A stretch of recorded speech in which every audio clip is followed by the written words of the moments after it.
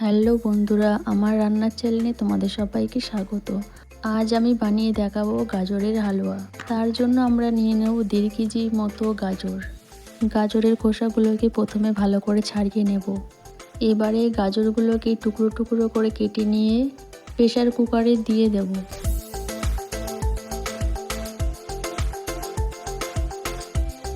এবারে গ্যাস ওভেনে প্রেসার কুকারটা বসিয়ে দিয়ে 4 থেকে 5টা সিটি পড়লে নামিয়ে নেব। এরপর গাজরগুলোকে জল ঝরিয়ে নিয়ে একটা থালার মধ্যে ঢেলে নেব। এবারে একটা হাতা বা গ্লাসের সাহায্যে ভালো করে পেস্ট করে নেব।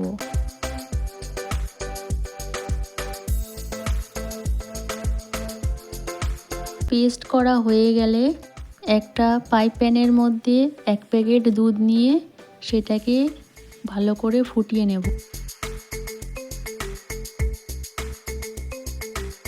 এবারে একটা প্লেটে নিয়ে নেব কাজু, কিশমিশ আর কাঁচা বাদাম। এবার কড়াই বসিয়ে দেব। কড়াইটা গরম হয়ে গেলে তার মধ্যে কিছুটা পরিমাণ ঘি দিয়ে দেব। ঘিটা গরম হলে তার মধ্যে দিয়ে দেব এলাচ, লবঙ্গ, দারচিনি আর 2টো তেজপাতা ছিঁড়ে দিয়ে দেব। সেগুলো হালকা ভেজে নিয়ে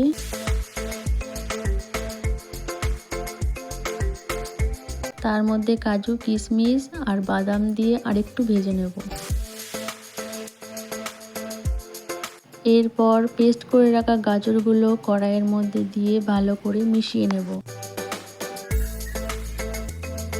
এবারে গাজরের জলটা শুকিয়ে আসলে তার মধ্যে দিয়ে দেব পরিমাণ মতো লবণ। এরপর ভালো করে নাড়াচাড়া করে নেব। এবারে দিয়ে দেব স্বাদ মতো চিনি। আপনারা যেমন মিষ্টি খাবেন সেই পরিমাণে চিনি দেবেন। এবারে একটু নেড়ে নিয়ে ফুটিয়ে রাখা দুধটা ঢেলে দেব।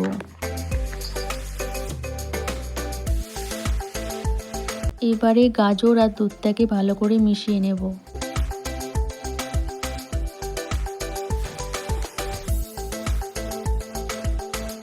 মিশ্রণটা যখন শুকিয়ে আসবে তখন নামিয়ে নেব। এবার তৈরি হয়ে গেল সুস্বাদু গাজরের হালুয়া।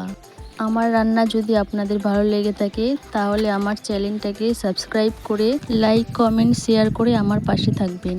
আবারও ফিরে আসবো কোনো এক পরবর্তী রান্নার ভিডিও নিয়ে।